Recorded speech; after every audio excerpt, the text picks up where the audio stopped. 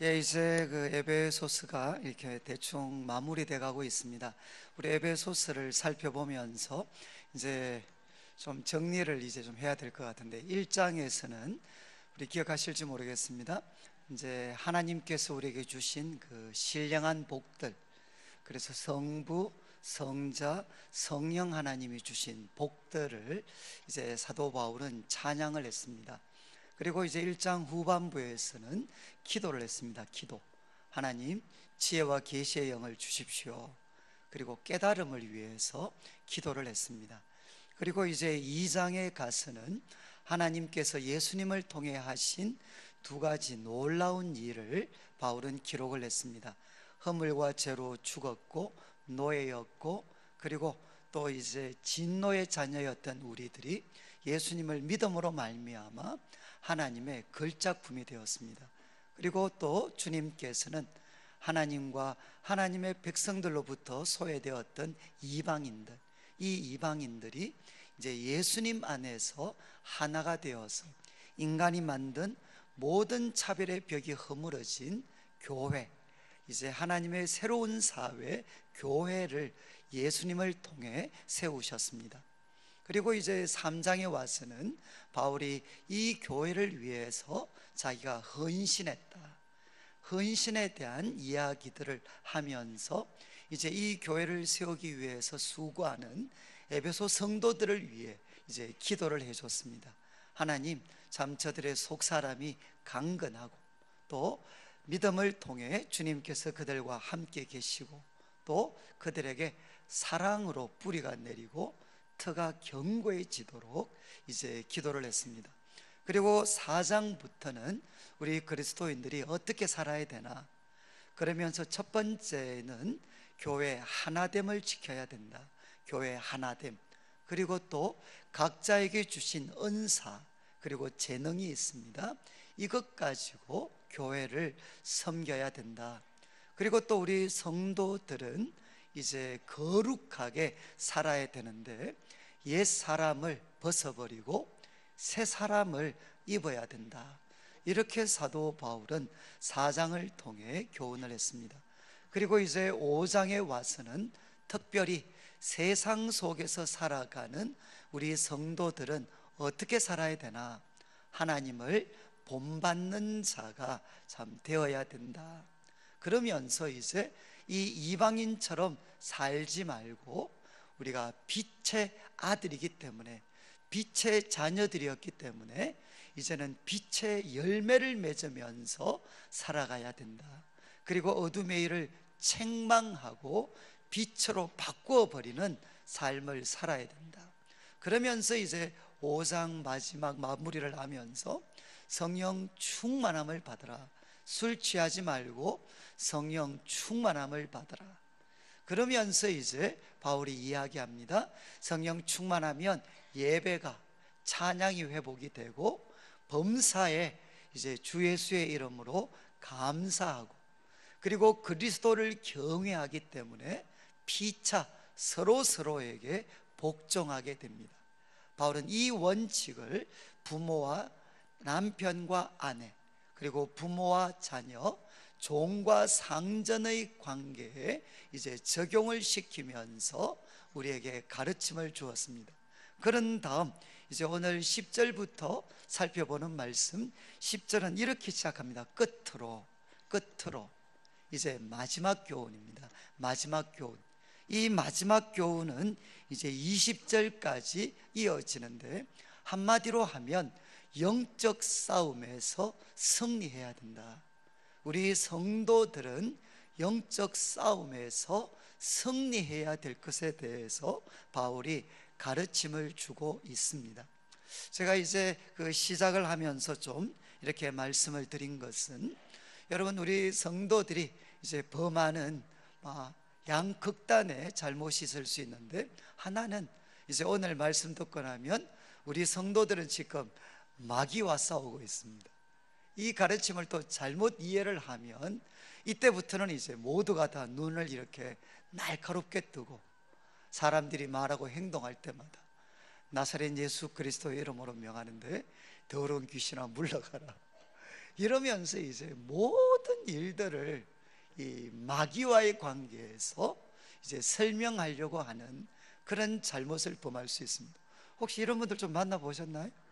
저희들이 이제 대학을 다닐 때는 그때 대학교에 그 아주 강력한 그 선교단체가 뭐였는가 하면 그 CBA라고 캠퍼스 베레아 아카데미, 그러니까 이제 성락교회, 혹시 기억하실지 모르겠습니다.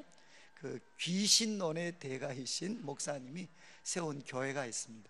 그래서 그 교회 출신들은 제가 앞에서 말씀드렸던 것과 똑같이 모든 사람들을 대할 때마다 이제 나사렛 예수 그리스도 이름으로, 저 말에 또 어떤 귀신의 장난이 있나, 저 행동에 어떤 귀신의 장난이 있나, 그래서 항상 모든 일들을 귀신과의 관계에서 보려고 하는 그런 참 사람들이 있었어요. 그건 또 반대로, 또 반대 극단은 뭐겠습니까? 이제 마귀는 없다는 겁니다. 마귀는 없다, 이렇게 무시하면서 살아가는 것도 똑같은 잘못입니다. 지금 에베소서를 보시면 바울은 쭉 가르침을 준 다음에 이제 마지막으로 영적 전투에 대해서 가르치고 있습니다. 이것이 영적 싸움의 위치죠. 우리가 믿어야 될 것, 행해야 될 것. 그렇지만 마지막으로 기억할 것이 무엇이냐? 우리는 영적인 전투 가운데 있다는 겁니다. 그러니까 무시해서도 안 되지만 여기에 사로잡혀서도 안 됩니다. 이제 바울은 서신을 마무리하면서 이제 10절 말씀에 보면 이렇게 이야기합니다. 끝으로 너희가 주 안에서와 그 힘의 능력으로 강건해져야 된다, 강해져야 된다. 그리고 11절에 마귀의 간계를 능히 대적하기 위하여 하나님의 전신갑주를 입어라. 이제 또 하나의 명령을 합니다. 하나님의 전신갑주를 입어라. 그리고 또 13절에도 그러므로 하나님의 전신갑주, 몸 전체를 가릴 수 있는 영적인 갑옷입니다. 갑옷. 이 하나님의 전신갑주를 취해야 된다라고 명령을 합니다. 그런데 그 이유가 뭐냐? 왜 우리가 주 안에서와 그 힘의 능력으로 강해져야 되고 또 왜 하나님의 전신갑주를 입어야 되느냐? 그 이유는 12절에 우리가 실험을 하고 있습니다. 이 실험은 뭔고 하면 마치 격투기와 같은 겁니다. 생명을 걸고 우리는 지금 격투를 벌이고 있다. 그런데 누구와 격투를 벌이고 있느냐? 혈과 육을 상대하는 것이 아니다. 혈과 육은 바로 몸을 가진 인간입니다. 몸을 가진 인간. 우리가 지금 치열하게 싸우고 있는 대상은 사람이 아니라는 겁니다. 드러나는 것은 사람과의 갈등인 것 같지만 그것이 전부가 아니라 보다 심층적이고 보다 근원적인 이유가 있다는 겁니다. 우리의 싸움은 사람들과의 싸움만이 아니라 통치자들, 권세들, 이것은 이제 영적인 세력 중에서도 아주 지배적인 존재들입니다. 그리고 이 어둠의 세상, 하나님을 인정하지 않는 이 어둠의 세상을 주관하는 존재가 있습니다. 그리고 이들은 하늘에 있는 악의 영들입니다. 이들과 상대해서 우리는 싸우고 있다는 것입니다. 그런데 여기 나오는 통치자들, 권세들, 이 어둠의 세상 주관자들, 하늘에 있는 악의 영들, 이것을 어떻게 해석하든지 간에 분명한 것 하나는 뭐냐? 우리들의 힘과 지혜로는 이길 수가 없는 대상들이라는 겁니다. 우리들의 힘과 지혜로는 이길 수가 없는 대상들, 그 영적인 존재들, 마귀들과 지금 우리는 싸우고 있다는 것입니다. 그래서 우리 다음 주에 이제 그 하나님의 전신갑주에 대해서 저희들이 좀 살펴보고, 오늘은 어디에 집중하려고 하는가 하면 우리의 싸움은 영적인 싸움인데 11절을 다시 한번 보시면 이렇게 이야기합니다. 마귀의 간괴를 대적하기 위하여. 이 마귀가 성도들을 무엇을 가지고 공격하느냐? 간괴. 이것은 뭔가 하면 간사한 음모, 간사한 속임수를 가지고 우리들에게 공격을 한다는 것입니다. 그래서 이 마귀의 관계에 넘어가게 되면 우리들의 삶에는 치명적인 고통이 있습니다. 그래서 이제 이 마귀의 관계가 무엇인가 하는 것을 저희들이 성경을 통해서 좀 살펴보려고 합니다. 그런데 이 부분을 다루기 전에 먼저 우리가 기억해야 되는 것은 마귀가 우리를 공격하는 목적이 뭐겠습니까? 마귀가 우리를 공격해서 그가 얻으려고 하는 목적이 뭐겠습니까? 그거는 뭐 분명하죠. 우리로 하여금 하나님과 멀어지게 하는 것입니다. 그리고 하나님과 우리와의 관계가 끊어지게 만드는 것, 이것이 마귀가 우리를 공격하는 목적입니다. 목적. 그리고 또 하나 우리가 지적할 수 있는 것은 마귀가 우리를 공격하는 또 하나의 목적은 뭐냐? 우리 성도님들 한 분 한 분은 예수님을 믿고 하나님의 걸작품이 되셨습니다. 그런데 마귀가 우리를 공격하는 목적은 뭔가 하면 하나님의 걸작품인 우리들의 삶을 파괴시켜 버리는 겁니다. 예수님을 믿고 하나님의 걸작품이 되어야 될 우리들의 삶을 파괴시켜서 이제 세상 사람들 앞에 이야기하는 거죠. 봐라, 예수님 믿어도 저렇게밖에 살지 못한다, 저렇게 비참하게 살 수밖에 없다라는 것을 나타내는 것, 이게 마귀가 우리를 공격하는 목적입니다.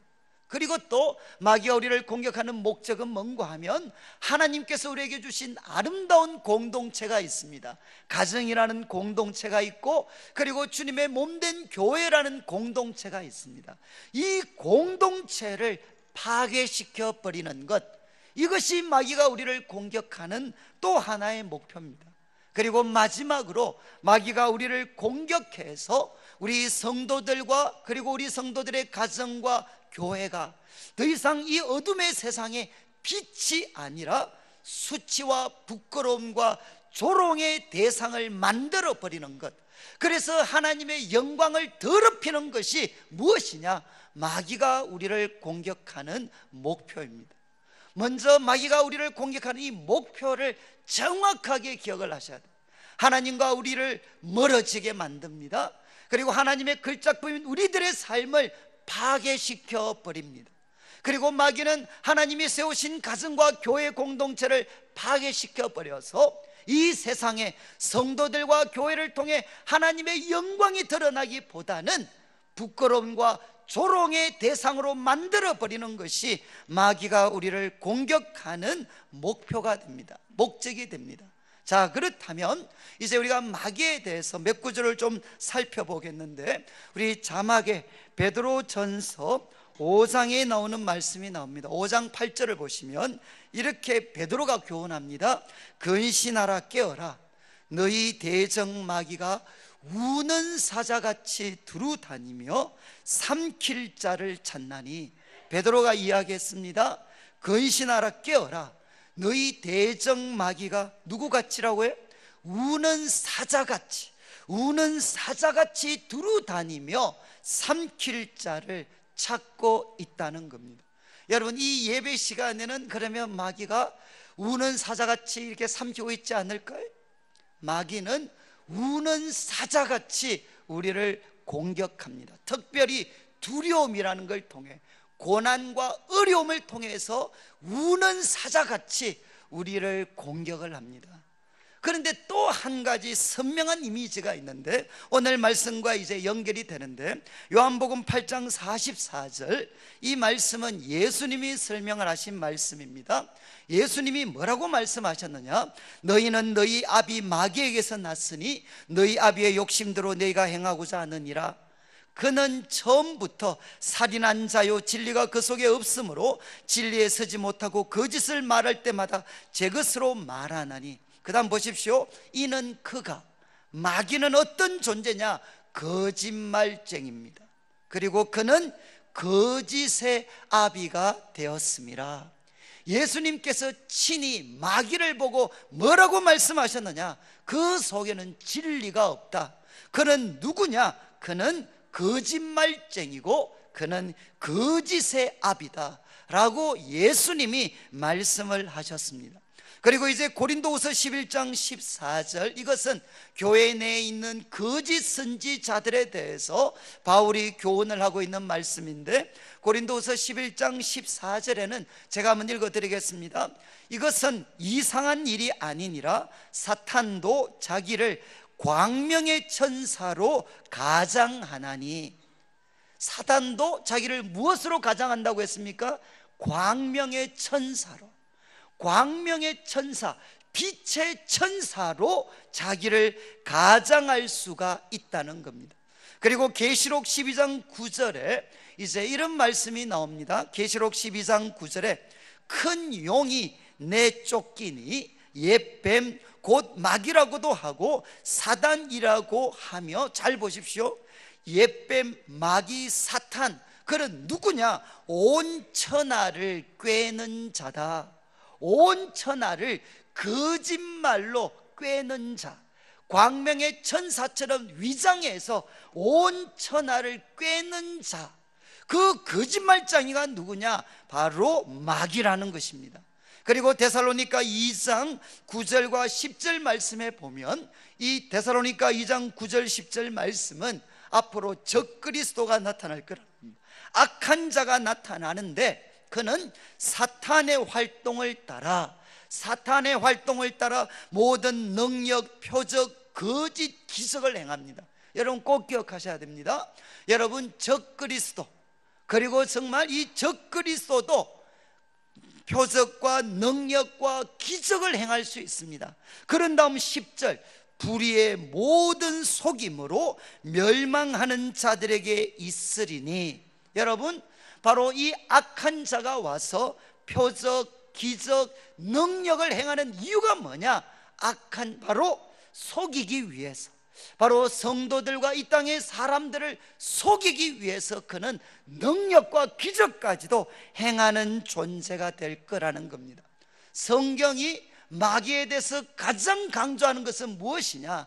그는 우는 사자지만 그는 누구냐? 그는 거짓의 아버지, 그는 거짓말장이라는 것입니다. 그 거짓말을 가지고 지금도 온 천하를 꿰고 있고, 그리고 이 거짓말로 사람을 속이기 위해서 표적과 능력과 기적까지도 행할 수 있는 존재가 바로 마귀라는 겁니다. 자, 그러면 이제 마귀가 어떻게 우리 사람들, 성도들을 간사한 속임수로 넘어뜨리려고 하는가? 이것이 가장 극적으로 나타난 것은 구약에는 무엇이겠습니까? 창세기 3장입니다. 창세기 3장에 소위 마귀가 첫 번째 모습을 드러내게 됩니다. 그리고 하나님께서 창조의 꽃으로 만드셨던 그 아담과 하와를 무참하게 깨트려 버립니다. 여러분 아시죠? 바로 이 시험에 넘어지기 전까지는 아담과 하와는 그 에덴 동산에서 정말 어떤 그 천국과 같은 삶을 그가 살았습니다. 그렇지만 그 뱀의 관계에 한번 넘어갔을 때, 뱀의 관계에 한번 넘어갔을 때 어떻게 됐습니까? 하나님을 피하게 됩니다. 그리고 서로를 향해 책임을 전가하게 됩니다. 그리고 그는 하나님으로부터 저주를 받습니다. 그리고 그는 에덴 동산에서 내어 쫓기게 됩니다. 그리고 그의 자식들로부터 무엇이 일어나느냐? 살인이 일어나게 됩니다. 여러분, 단 한 번 그 마귀에게 굴복하게 되었을 때 아담과 이브는 모든 것을 다 잃어버리게 됩니다. 그러면 어떻게 아담과 하와를 뱀이 유혹을 했습니까? 어떻게 무너뜨렸죠? 창세기 3장, 우리 성도님들 한번 펴시면 좋겠는데, 창세기 3장, 이것은 다 찾으실 수 있을 것 같아서 창세기 3장 1절입니다. 1절을 보시면 이렇게 기록이 되어 있습니다. 그런데 뱀은 여호와 하나님이 지으신 들짐승 중에 가장 간교하니라. 간교하다는 것은 간사하고 교활하다 이런 뜻이 아닙니다. 가장 명석하다, 이런 긍정적인 겁니다. 가장 하나님이 만드신 그 들짐승 중에 뱀이 가장 똑똑했다는 거죠. 그런데 그 뱀이 여자에게 질문을 했습니다. 여러분, 이게 굉장히 중요한데 저를 한번 보시죠. 이때 만약에 뱀이 아니고 이제 황소가 여자한테 나타나가지고 이 멍청한 얼굴을 하면서, 하와야, 하나님이 너희들 동산나무 실과 먹지 말라고 하더냐. 엄매.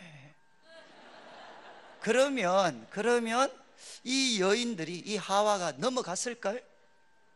엄매, 생기는 것도 이상하게 생긴 애가 와서 멍 때리게 생긴 애가 이야기하면 안 넘어가죠. 그런데 누가 이야기했느냐?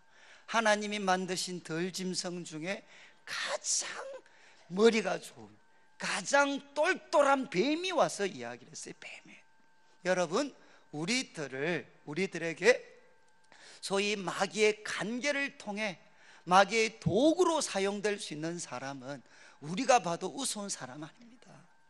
우리가 볼 때, 야, 저 사람은, 저 사람의 말은 우리가 인정할 수 있을 것 같은 그런 대상을 사용해서 마귀는 성도들을 공격을 합니다. 그런데 마귀가 이 하와한테 첫 번째 했던 일이 뭔가 하면 이렇게 질문했죠. 야, 동산 모든 나무의 실과를 먹지 말라 하시더냐. 이 질문을 우리 성도님들 잘 생각하셔야 돼요. 마귀도 이 머리가 나쁘기 때문에 출제 경향이 비슷합니다. 그러니까 성경을 보셔야 되는 이유가 뭐냐? 출제 경향을 파악하실 수가 있어요. 그래서 마귀가 이렇게 질문을 한 거죠. 동산 모든 나무의 실과 먹지 말라고 하더냐. 굉장히 의도적이지 않나요? 여러분, 원래 정확하게 질문하려면 이렇게 해야 돼. 하나님이 모든 나무는 먹으라 그랬는데 그 선악 알게 하는 나무는 먹지 말라고 했냐. 이랬으면 하와가 헷갈릴 필요가 없죠. 그래, 맞아, 끝납니다. 그런데 지금 뱀은 뭐라고 질문했느냐? 동산에 있는 모든 나무 열매 먹지 말라고 하시더냐. 여러분, 이 질문의 의도가 무엇일까요? 뭘까요? 바로 하와의 마음속에 있었던 하나님에 대한 이미지를 바꾸어 버리는 겁니다. 이해하시겠어요? 저는 우리 청년들한테 이런 이야기를 많이 들었어요. 우리 청년들이 제보고 가끔 열받으면 얘들이 이런 이야기합니다. 목사님, 내가 예수님 믿으니까 할 수 있는 일이 하나도 없습니다. 혹시 이런 마음 갖고 계시는 분 계시지 않습니까? 혹시 남자분들, 내가 예수님 믿으니까 할 수 있는 일이 하나도 없습니다. 그러면서 막 제보고 화를 막 내. 그러면 제가 불러서 이야기합니다. 하나씩 따져봐 임마. 뭘 못해? 불러봐. 뭘 못하? 네가 예수 믿어서 못하는 게 뭐였어? 불러봐. 술 좋아. 담배 또 뭐야? 뭘 못해 임마 뭘? 그러면 걔가 머리를 끌고 해. 별로 없습니다. 전부 다 못하는 것은 뭐냐? 나쁜 짓이죠. 나쁜 짓. 나쁜 짓은 못하지만 그 몇 가지 되지 않아요. 우리는 예수님을 믿기 때문에 못하는 게 별로 없어요. 그런데 우리들의 의식 속에는 무엇이 있느냐? 예수님 믿으면 할 수 있는 일이 하나도 없다는 겁니다. 이게 뭐죠? 하나님에 대한 이미지를 왜곡시켜 버리는 겁니다. 하나님은 어떤 분이시냐? 좋은 분, 인자하신 분, 사랑과 우리들에게 풍성한 삶을 주시는 게 아니라 우리를 못하게 하시는 분, 우리를 억압시키시는 분, 그리고 우리들의 행복한 거 질투하시는 분, 마치 이런 분으로 하나님에 대한 이미지를 바꾸어 버려요. 사랑하는 성도님들, 그러니까 여자가 뭐라고 반응합니까? 답을 대잖아요. 야, 다 먹을 수 있는데 동산나무는 먹지도 말고 만지지도 말라고 하더라. 이게 뭐죠? 바로 지금 하와의 마음이 상한 거죠. 하나님에 대해서 마음이 상했어요. 그래, 나는 하나님 좋은 분인 줄만 알았는데, 야, 하나님도 못하게 하신 분이 있구나. 그리고 뭔가 내 인생을 뭔가 억압하는 그런 요소가 있구나. 지금 하와의 마음이 하나님을 향해 상했어요. 그래서 만지지도 마라 그렇게 이야기했다. 그러니까 뱀이 그 기회를 놓치지 않잖아요. 뭐라고 이야기합니까? 야, 먹어도 돼. 그러면서 너 안 죽어. 그 다음 한 말이 뭡니까? 이거 먹으면 너는 하나님같이 될 수 있는데 이거 하나님이 알고 계셔. 무슨 말이죠? 사단이 두 번째로 사용하는 관계가 뭐냐? 타락을 미화시키는 것입니다. 이거는 꼭 기억하셔야 돼요. 바로 사단이 가장 즐겨 사용하는 방법이 무엇이냐? 타락을 미화시키는 겁니다. 지금 선악과를 따먹는 것은 죄가 아닙니다. 죽음에 우리를 빠뜨리는 무서운 죄가 아니고 하나님이 될 수 있는, 내가 하나님이 될 수 있는 비밀, 그 비밀을 내가 쟁취하는 것, 그게 바로 타락이라는 것입니다. 여러분, 모양은 다르지만 지금 이 세상의 수많은 가르침은 우리들을 보고 뭐라고 이야기하느냐? 타락을 미화시켜 인간 자유의 선언이다, 인간의 모든 인간을 억압하는 모든 굴레를 벗어 던져버리는 인간 자유의 선언이다, 이러면서 얼마나 타락을 미화시키는지 모릅니다. 사랑하는 성도님들, 우리가 창세기를 보면 어떻게 했죠? 창세기를 보면 뱀은 바로 아담과 하와를 유혹할 때 그 마음속에 하나님의 이미지를 부정적이 되도록 만들어버려요. 그런 다음에 어떻게 하느냐? 타락을 미화시키면서 그의 마음속에 거짓된 환상을 불어넣습니다. 너는 하나님처럼 될 수 있다. 이것이 뭐냐? 휴머니즘의 모토입니다. 우리의 인생은 내 것이다. 그 어떤 신적인 것의 굴레가 아니고 우리 인생은 내 것이다. 이것이 오늘날 이 현대사회를 도도하게 흐르는 인간 중심의 사고입니다. 여러분 기억하십시오. 이제 이 이야기에 하와가 굴복하게 돼요.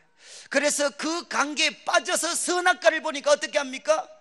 죽음에 이르는 실과가 아니라 먹음직하고 보암직하고 지혜롭게 할 만큼 탐스럽게 그것이 보여서 그것을 먹고 나눠주게 됩니다. 그리고 또 한 가지, 이제 사단이 승리했죠?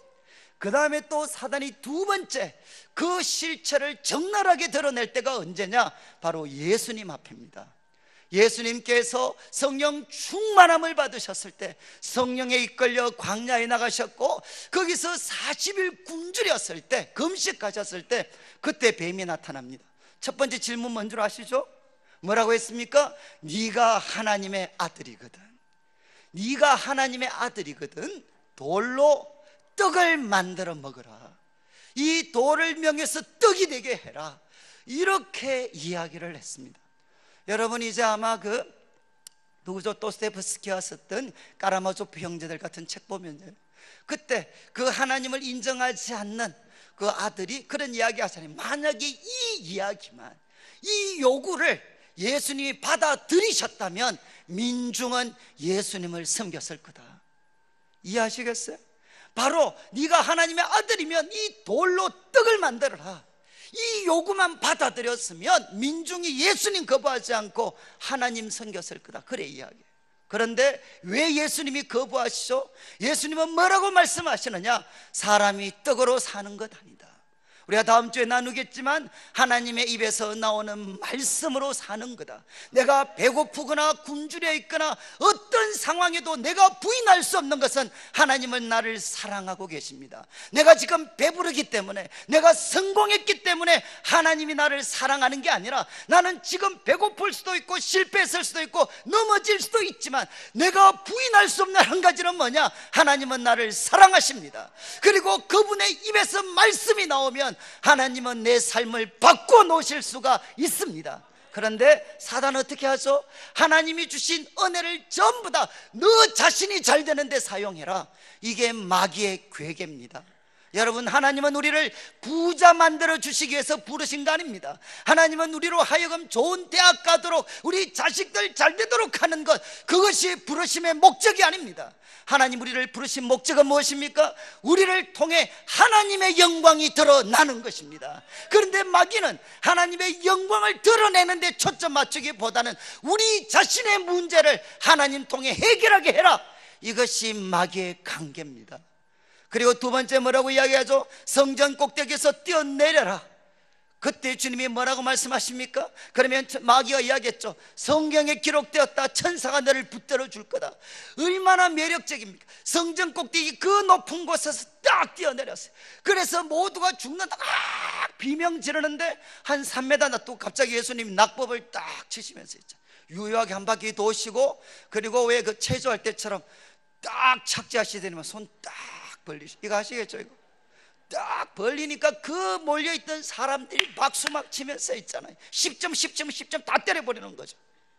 그러면서 사람들이 이 한순간의 기적을 통해서 모든 사람 앞에 당신은 하나님의 아들이다 라는 거 한번 명확하게 드러내라 이거죠. 여러분, 지금도 사단은 우리 성도들의 마음에 허황된 믿음을 심어넣어요. 그래서 단 한 번의 기적적인 도우심 통해서, 남들은 안 된다고 하는데 단 한 번의 기적적인 도우심 통해서 끝내라, 십자가 구질구질하게 필요 없다, 한 방에 끝내라, 이것이 뭐냐? 마귀가 끊임없이 우리를 부추기는 것입니다. 여러분, 그때 예수님 뭐라고 말씀하셨죠? 기록되었으되 주 너의 하나님을 시험하지 말라.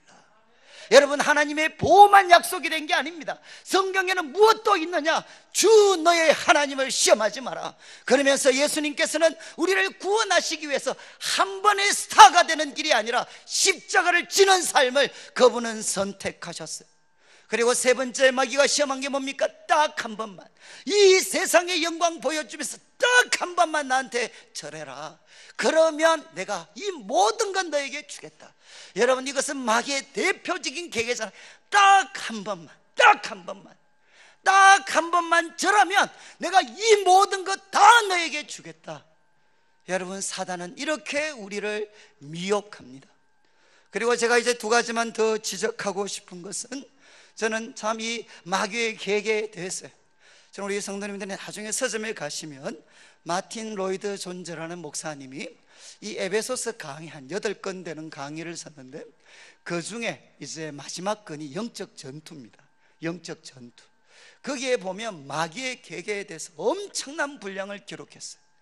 그런데 로이드 존즈가 마귀의 계계에서 가장 강조하는 게 뭐냐? 마귀는 어떻게 우리를 넘어뜨리려고 하느냐? 로이드 존즈는 이렇게 이야기합니다. 마귀의 첫 번째 목적은 우리 성도들이 은혜 받지 못하게 하는 겁니다. 이건 아시겠죠? 은혜 받지 못하게 하는 게 마귀의 대표적인 일입니다. 그런데 마귀가 방심하는 사이에 그만 은혜를 받아버렸어요. 우리가 은혜를 받았습니다. 그러면 우리가 은혜를 받게 되었을 때 마귀가 그 괴계, 마귀의 역사를 포기하겠습니까? 포기하지 않는다는 거죠. 우리가 은혜를 받고 나면 그때부터 마귀가 하는 사역, 마귀의 관계는 뭐냐? 우리로 하여금, 꼭 기억하십시오, 우리로 하여금 치우치게 만드는 것입니다. 우리로 하여금 균형을 상실하게 만드는 것, 치우치게 만드는 것, 이것이 바로 마귀의 대표적인 관계라는 겁니다. 저는 제가 청년들을 섬기면서, 요즘은 뭐 이런 청년들이 흔하지 않는데, 과거에 이제 한 80년, 90년대 초까지, 그때는 우리 기독 대학생들이 정말 책을 많이 읽었습니다. 웬만한 신학생들과는 비교도 안 될 정도로 책을 많이 읽었어요.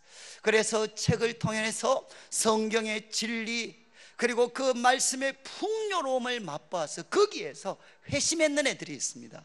예수 그리스도를 자신의 삶의 구세주와 주인으로 모셔서 이제는 주님께 자신의 삶을 드렸던 애들이 있어요. 그런데 그들에게 어떤 문제가 있느냐? 책을 통해서 회심한 애는 책만 봐요. 이해하시겠습니까? 책만 봅니다. 그러면서부터 어느 순간에 무슨 문제가 생기느냐? 책 보지 않는 애들은 바보다, 어리석은 사람이다, 비판하고 정죄하기 시작을 해요. 그리고 그 논리의 세계에 갇혀서 빠져나오지를 못합니다. 여러분 기억하십시오. 성경은, 기독교는 지적인 종교지만 지적인 것만 기독교가 아닙니다. 기독교는 지정의 전인격적인 종교가 기독교입니다. 그래서 먼저는 말씀으로 시작하지만 그 뒤에는 무슨 도움이 있어야 됩니까? 영적인 체험이 있어야 돼. 우리들의 감정이, 우리들의 감정 속에 하나님의 은혜와 사랑을 맛보고 기도의 간증과 체험이 있어야 돼. 그렇지만 그것만이 다가 아닙니다. 또 우리에게 무엇이 있어야 되느냐? 손과 발을 움직여야 돼. 우리들의 손과 발을 움직여지지 않으면 기독교는 머리와 그리고 가슴의 종교로만 끝나버릴 수가 있습니다. 그런데 내 많은 사람이, 어떤 사람은 머리로 시작했다가 그냥 머리로만 끝나는 사람이 있고, 어떤 사람은 기독교가 예수님의 그 십자가 그리고 희생적인 사랑에 감동받은 사람들은 가난하고 헐벗은 사람을 돕는 데 자신의 삶을 드립니다.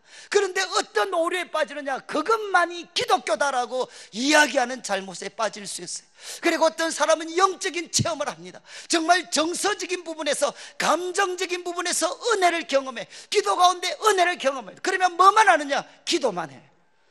여러분, 오늘 그러면 아세요? 오늘 사실은 정말 참, 저는 오늘 우리 한국에 지금 그 12월 전쟁설 그래가지고 혹시 아시나요? 우리 성도님들 별로 관심이 없으시네. 사실 오늘 12월 14일 오늘 새벽 4시 반인가가 전쟁 난다고 오늘 예언되어졌던 날입니다. 우리 성도님들은 거의 뭐 자유로우시네. 전쟁이 나도 내 목숨은 하나님께 달려있다 그래서. 여러분, 참 제가 이 어떤 그런 부분에 대해서, 여러분 우리 성도님들도 진짜 영적으로 풍성한 은혜 맛보셔야 됩니다. 그런데 풍성한 은혜 맛보실 때 절대로 포기해서는 안 되는 것은 무엇이냐? 말씀을 읽고 연구하는 겁니다. 여러분, 기도하면 다 보여요. 그리고 기도하면 말씀 딱 펼치면 머릿속에 싹 들어갑니다. 들어갔다가 또다시 샥 나와요. 여러분, 이런 은혜를 맛보는데 골치 아프게 성경 연구할 필요가 뭐 있어요? 그러면서 점점 뭐가 되느냐? 이제는 이단이 되는 겁니다. 사랑하는 성도님들, 기억하셔야 돼요. 사단이 쓰는 가장, 특별히 열정적인 성도들에게 사용하는 가장 대표적인 관계가 뭐냐? 그것은 치우치게 만드는 것입니다. 자기가 경험했는 것이 전부이고 최선인 것처럼 주장하게 되면 그때부터 그 사람을 통해 하나님의 영광이 일어나기보다는 다툼과 분쟁과 싸움이 일어나기 시작을 합니다. 그래, 여러분, 또 한 가지 마지막으로 지적하고 싶은 것은 저와 같은 목회자들 그리고 교회의 앞선 분들, 이들에게 사용하는 마귀의 대표적인 계계는 무엇이냐? 하나님 앞에 앉아있지 못하게 만드는 겁니다.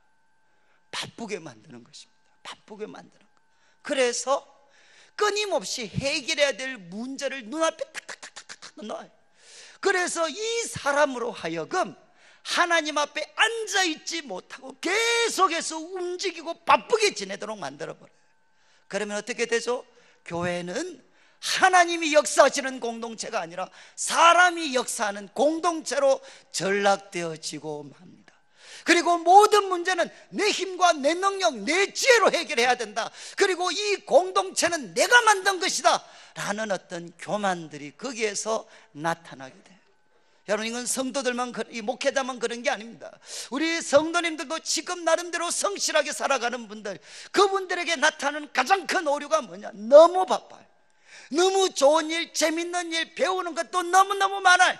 그래서 딱 한 가지 안 하고 다 합니다. 뭐 안 합니까? 하나님 앞에 앉아있지를 않아요. 이해하시겠어요? 하나님 앞에 앉아있는 시간 없이, 정신없이 하나님의 영광을 위한다는 명목으로, 하나님을 위한다는 명목으로 정신없이 쫓아다녀요. 그때부터 교회는 하나님의 공동체가 아니라 사람의 집단으로 바뀌게 됩니다. 우리 가정을 하나님이 지켜주시는 게 아니라, 우리 일터를 하나님이 지켜주시는 것이 아니라 내 지혜, 내 능력이 이루었다는, 잘 되어도 문제고 잘못되어도 문제가 돼요. 사랑하는 성도님들, 우리가 다 고백할 수 있잖아요. 성경을 통해서 하나님을 만나고 그리고 기도하며 하나님 앞에 앉아있을 때 우리는 어느 순간 깨닫게 됩니다. 하나님이 살아계시고 지금까지 나의 나된 것은 하나님의 은혜고, 나와 이 세상을 구원하고 주님의 몸된 교회를 구원할 수 있는 것은 예수 그리스도의 십자가입니다. 그분의 부활의 능력입니다. 지금도 성령의 능력만이 우리를 살리실 수가 있습니다. 우리를 새롭게 하실 수가 있습니다. 그 속에 하나님 주님이 바로 모든 일을 행하셨습니다. 그러나 내가 가진 것은 지극히 작습니다. 그러나 주님을 사랑하는 마음으로, 주님께 복을 기대하는 마음으로 제 작은 물고기 2마리, 보리떡 5개 드립니다. 하나님 축복하여 주십시오. 주님이 축복하여 주십시오. 그리고 주님이 나누어 주셔서 이곳에 하나님의 영광, 하나님의 권세와 능력이 나타나게 하여 주시옵소서. 여러분, 우리가 바쁘게 쫓아다니다 보면, 하나님 앞에 앉아있는 시간을 갖지 못하다 보면 어느새 어떻게 되죠? 내 삶을 내 힘의 능력으로, 내 자식들을 내 힘의 능력으로, 우리 교회를 내 힘의 능력으로 만들어 가려고 하는 치명적인 잘못에 빠지게 됩니다. 저는 이제 말씀을 마무리하면서, 저는 요즘 그래도 가장 큰 기쁨이 금요 기도회입니다. 금요 기도회.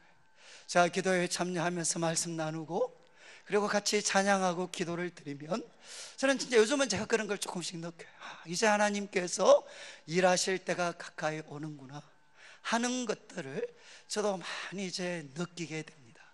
사랑하는 성도님들이, 이제 한 해가 마무리되는 시점인데, 여러분, 다른 거 우리가 분주하게 다닐 곳 많지만 그래도 일주일에 한 번 정도는 말씀 앞에, 그리고 하나님 앞에 가만히 앉아있는 시간 우리 성도님들 가지셔야 돼요. 그래서 우리들의 입에서 하나님이 하셨습니다. 하나님, 제가 가진 것 오병이어에 불과합니다. 주님, 복에 복을 더하여 주시옵소서. 여러분, 이거 잃어버리면 우리들의 삶은 한순간에 무너지게 됩니다.